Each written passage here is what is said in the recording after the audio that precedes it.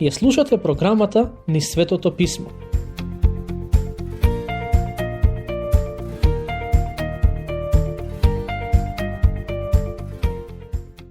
Минатиот пат размислувавме за случката во која филистејците го земаа ковчегот на заветот од израелците и потоа го однесеа во храмот на нивниот бог Дагон.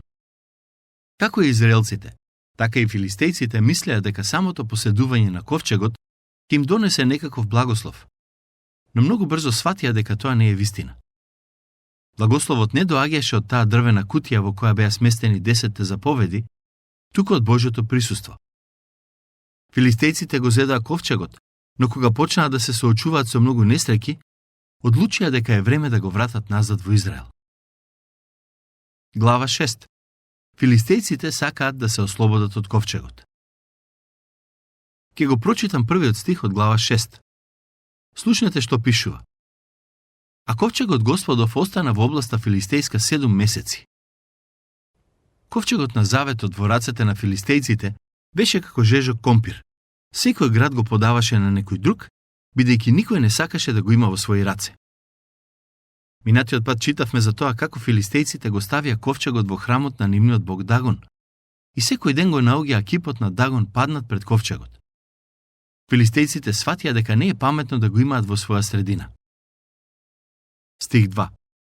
И филистејците повикаа жреци, гатачи, па рекоа: што да правиме со ковчегот Господов? Поучете не, како да го испратиме до местото негово? Тие си рекоа: сакаме да се ослободиме од ковчегот, но како да го сториме тоа? Тие пак рекоа: ако сакате да го испратите ковчегот на Бог Израелов, не испраќајте го без ништо, туку принесете му жртва за вина. Тогаш ќе се излекувате и ќе дознаете зашто не отстапува од вас раката негова. Интересно е тоа што кога филистејците се посоветуваа со нивните гатачи како да го вратат ковчегот, тие им рекоа да принесат 5 златни израстоци и 5 златни глувци. Самото тоа што предложија да се испратат 5 златни глувци укажува на нивните сваќања во однос на обожувањето на боговите. Можеби, според некои од нивните религии, глувците беа сметени за свети животни. Забележете што пишува во стиховите 11 и 12. И го ставија на колата ковчегот Господов, ковчежето со златните глувци и златните израстоци. И тргнаа кравите право по патот кон Вецамис. Одеа се по еден пат. Одеа и мукаа, но не скршнуваа ни десно ни лево. Филистејските кнезови одеа по нив до пределите на Вецамис. Филистејците ги пуштија кравите самите да одат и да ја влечат колата со ковчегот. Интересно е тоа што животните воопшто не скршнаа од патот. Стих 13. Жителите на Вецамис токму го жнееја житото во долината и откако погледнаа, го видаа ковчегот Господов и се зарадуваа поради тоа што го сретнаа. Жителите на Вецамис помислија дека присуството на ковчегот во нивниот предел ќе значи благослов за нив. Но, како што ќе видиме за кратко, тоа не беше така. Забележете што пишува во стих 14. А колата дојде во нивата на Бетшемешанецот Јехошуа и таму запре.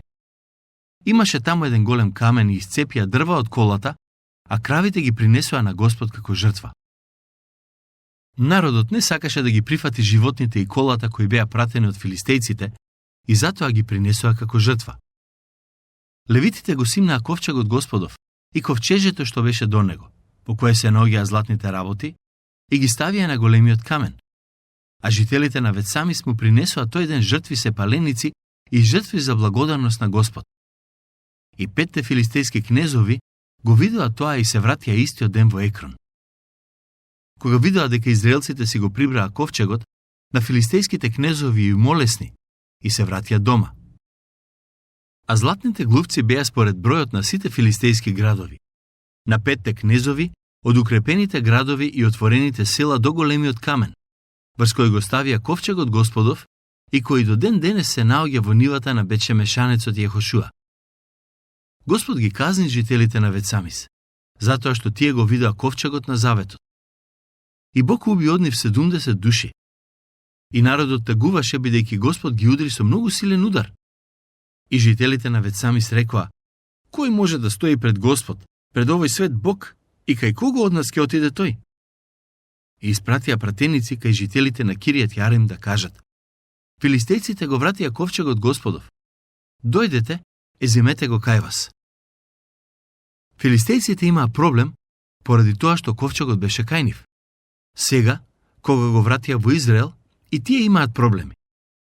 Бог многу јасно им кажа преку Мојсија дека само првосвештеникот има право да го гледа ковчегот и тоа само еднаш годишно, а жителите на Ветсамис не го послушаа. Мислам дека тоа е причината поради која пишува дека Бог погуби еден дел од нив. Народот го правеше тоа што му се чинеше добро, а не тоа што Бог им кажа да го прават. Кога се соочија со Божиот суд, луѓето од таа област си рекоа: не сакаме ковчегот да биде кај нас. И пратија глас до жителите на соседен град велејки: дојдете да го земете ковчегот Господов. Што значи сето ова? Ова значи дека и израелците не беа подготвени да го имаат ковчегот во нивната средина. Зошто? Затоа што не се покајаа пред Бог за своите гревови. Глава 7. Пробудување и победа. Со тоа доаѓаме до глава 7. Слушнете што пишува во првиот стих.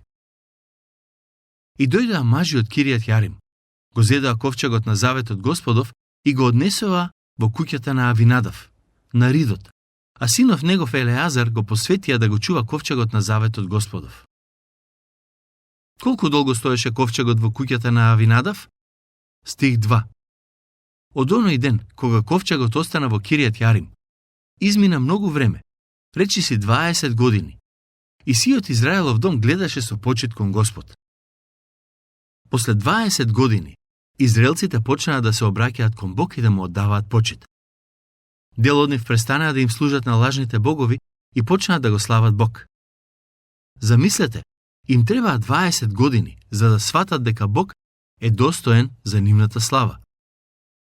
Очигледно е дека беа доста спори во нивното духовно разбирање. Се надевам дека нема да го следите нивниот пример. Во следните стихови е опишан почетокот на јавната служба на Самуел. И му рече Самуел на сиот Израелов дом велејки: ако од се срце му се враќате на Господ, отстранете ги од средината своја тугите богови и статуите на Аштарта. Подгответе ги срцата своји за Господ и нему единствено служете му, и тој ќе ви избави од филистејските раце. И Израеловите синови ги отстранија разните Вааловци и Аштарти и почнаа да му служат само на Господ. Како што можете да забележите, израелците веќе одреден период се поклонуваа на други богови. И покрај се што Бог направи за нив како народ, тие сепак им оддаваа чести на други лажни богови. Но, конечно дојде време кога се освестија и се вратија назад кај Господ. Тоа е главната потреба на денешницата. Да се вратиме назад кај Господ. Нека даде Бог преку Светиот Дух во нашите срца да се роди глад за Неговото присуство и Неговата слава, за да можеме да се вратиме во домот на Отецот, да го отвориме Неговиот збор, да се поучиме од Него и Тој да ги промени нашите животи. Навистина се надевам дека ќе дојде такво време. Стихови 5 и 6. И рече Самуел: соберете ги сите израелци во Мицпа, и јас ќе му се помолам на Господ за вас. И се собраа во Мицпа, и црпеа вода, ја истураа пред Господ и постоја тој ден велејки: сгрешивме пред Господ. А Самуел им судеше на синовите Израелови во Мицпа. Самуел во Израел имаше истовремено две улоги – судија и пророк. Кога народот се покаја за идолопоклонството, Самуел беше тука за да се застапува за нив и да им помогне да се вратат назад кај Бог. Народот го призна гревот и тоа беше првиот чекор кон обнова на општењето со Бог.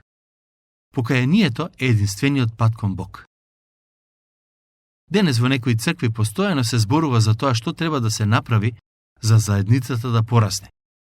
Како можни решенија се предлагаат одреден вид програми, добро кафе и модерен интериер, разни активности и слично.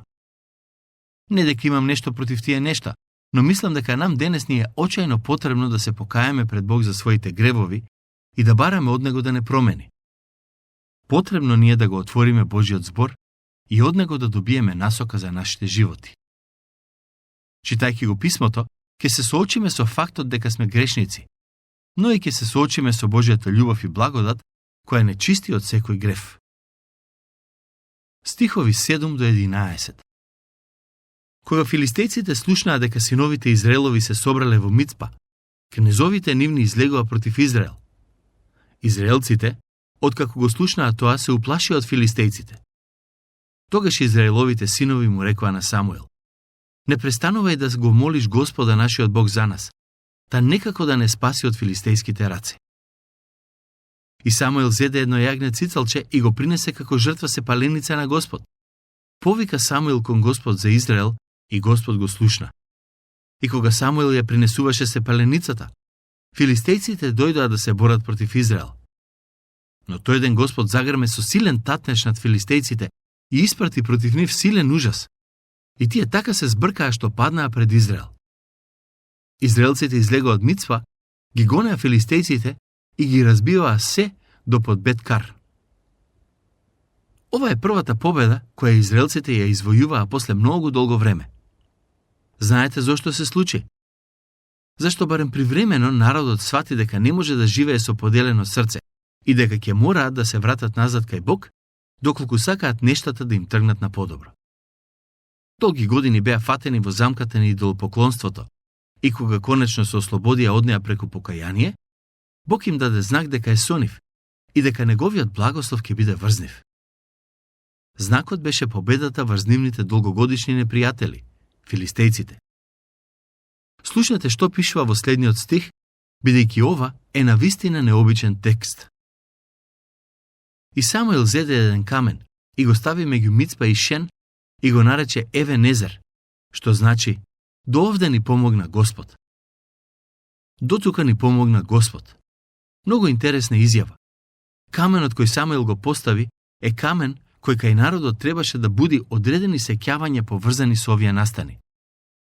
Во Стариот Завет неретко се случуваше израелците да поставуваат одредени камења или да градат жртвеници кои служеа за потсетување на одреден настан или некое Божјо дело.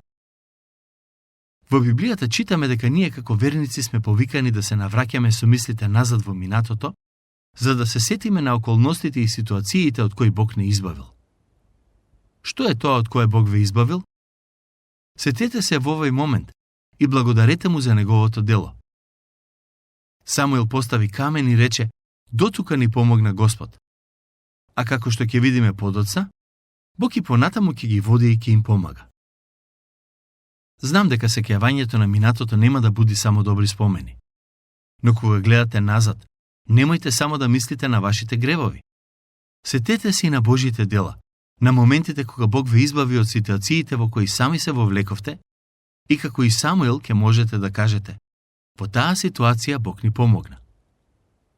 Овој камен не беше само камен за потсетување, туку и камен кој служеше за оддавање почит на Господ за тоа што тој го направи. Самуил не рече: самите си помогнавме бидејќи бевме обединети, туку Господ ни дојде на помош. Единствениот начин на кој ние можеме да имаме сведоштво за Божјата добрина и милост е доколку се понизиме, покаеме и побараме да ни помогне. Царот Давид напишал: пробајте и видете дека Господ е добар. Тој е оној кој ни помага, но доколку му се предадеме целосно.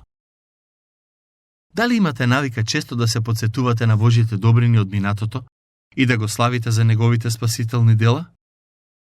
Кога Самуил го постави каменот, тој всушност им даде на израелците повод да се навраќаат во минатото и да се потсетат на Божјото дело. Моje лично уверување е дека пораката на тој камен не беше само Бог ни помогна до тука, туку и Бог ќе ни помогне од тука натаму. Давид вели: Господ е мој пастир, ништо нема да ми недостасува. Тој погледна назад на својот живот и свати дека Бог беше со него во секој миг, па затоа заклучи: знам дека и во иднина нема ништо да ми недостасува. Каменот кој Самуил го постави беше и еден вид откровение за идните генерации. Секој кој ќе го погледнеше, ќе можеше да се распраше зошто тој камен е поставен на тоа место и да дознае дека е поврзан со победата на израелците што им беше дадена од Господ Бог. Сакам да ве охрабрам да размислите за тоа како можете да оставите сведоштво за идните генерации. Што е тоа што можете да го направите и што ќе им помогне на оние кои доаѓаат по вас, да бидат свесни за Божјата големина и добрина? Ќе продолжиме со читање. Стих 13. Така беа скротени филистејците и не се осмелуваа повеќе да дојдат во пределите Израелови. И раката Господова беше врз филистејците во текот на сите денови на Самуиловиот живот. Ова не значи дека филистејците никогаш повеќе не ги нападнаа израелците, туку дека во следниот период, најверојатно додека беше жив писателот на оваа книга, немаше сериозни битки помеѓу тие два народи. Но, според тоа што го прочитавме, изгледа дека барем одреден период филистејците сфатија дека Божјата благонаклонност е со израелците и дека поради тоа нивната сила е поголема. Ке го прочитам стих 15 од глава 7. И Самуил беше судија над Израел за сите денови на својот живот. Тоа е службата на Самуил, пророк и судија на Израел. И секоја година одеше и го обиколуваше Ветил, Гилгал и Мицва и му судеше на Израел по сите тие места. Потоа се враќаше во Рама, бидејќи таму беше куќата негова. Таму живееше и таму му судеше на Израел, а таму изгради и жртвеник на Господ. Глава 8. Израел повторно го отфрла Бог. Во глава 8 е опишан еден момент кој всушност представува точка пресвртница во старозаветната историја кај израелскиот народ. Според мене, најдобар опис на оваа глава се зборовите запишани во Осија 13:11. Јас ти дадов цар во гневот свој и ти го одзедов во јароста своја. Самуил беше еден од најквалитетните луѓе во историјата на Израел. Иако порасна во многу грешна околина, сепак не дозволи да потпадне под влијанието на синовите на Илии и да застрани од патот на побожноста. Слушнете што пишува во првиот стих од глава 8. А кога Самуил остаре, ги постави своите синови за судии над Израел. Ова беше голема грешка. Наместо да побара луѓе кои ќе бидат компетентни да служат како судии во Израел, Самуил ги постави неговите синови. Проблемот е што и синовите на Самуил, исто како синовите на Илии, беа грешни луѓе кои се водеа од желбата за лична корист. Името на неговиот првороден син беше Јоел, а името на вториот син негов Авија. Тие беа судии во Вирсавија. Но синовите негови не одеа по неговите патишта, туку се впуштија во користолюбие, земаа подароци и судеа криво. Синовите на Самуил беа многу нечесни. Мислам дека тоа е еден од проблемите на голем број христијани денес. Неретко ќе се случи да забележите дека во некое семејство родителите се посветени и честни христијани, а нивните деца одат по сосема поинаков пат. И Самуил го имаше истиот проблем. Не знам кај кого да ја бараме вината за тоа, но сепак сметам дека овие стихови треба да се поттекст за родителите да го преиспитаат начинот на кој го водат домот. Слушнете што пишува во стихови 4 и 5. Тогаш се собраа сите старешини Израелови, дојдоа кај Самуил во Рама и му рекоа: Ете, ти остаре, а синовите твои не одат по твоите патишта. Затоа, постави ни цар кој ќе ни суди, како што е кај другите народи. Израелците сакаа да добијат цар за да бидат како околните народи. Со самото тоа што побараат цар да владее над нив, тие всушност индиректно го отфрлија Бог. Сето тоа се случи бидејќи околните народи имаа силно влијание врз нив, а низ годините тоа влијание ќе се покаже како многу штетно за Израел. Овие зборови не му беа пријатни на Самуил, кога рекоа: Дај ни цар кој ќе ни суди. И Самуил му се помоли на Господ. А Господ му рече на Самуил: Послушај го гласот на народот за се што ти говорат. Зашто тие не те отфрлија тебе, туку ме отфрлија мене за да не царувам над нив. Израелците веќе го отфрлија Бог како главен авторитет, а ситуацијата со синовите на Самуил беше само изговор за и формално да го отфрлат и наместо него да постават цар. Иако Самуил се обиде да ги предомисли, сепак луѓето не попуштија.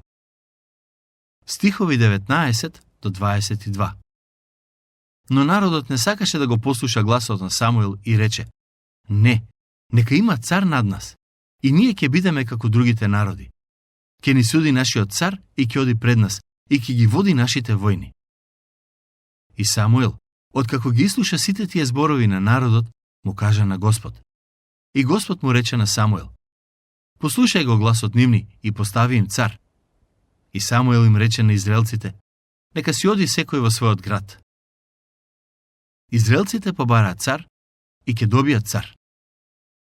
На некој начин Бог како да им го даде тоа што го посакуваа во нивните срца и ги остави да се соочат со последиците од своите желби. Следниот пат ќе видиме кој беше првиот цар на Израел. До тогаш, Бог нека ве благослови изобилно.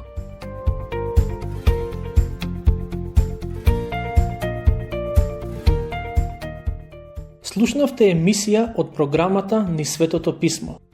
Можете да не слушате и преку мобилна апликација на нашиот YouTube канал и на сите познати подкаст платформи како што се Google, Apple и Spotify. Ако ви се допаѓаат нашите програми, споделете ги и препорачајте ги на вашите пријатели. Бидете слободни да оставите свој коментар или да ни пишете на нашата имейл адреса nizsvetotopисmo@gmail.com. Следете ги нашите страни Низ Светото Писмо Македонија на Facebook и Instagram. Емисиите од оваа серија можете да ги најдете и на нашата веб страна ttb.twr.org.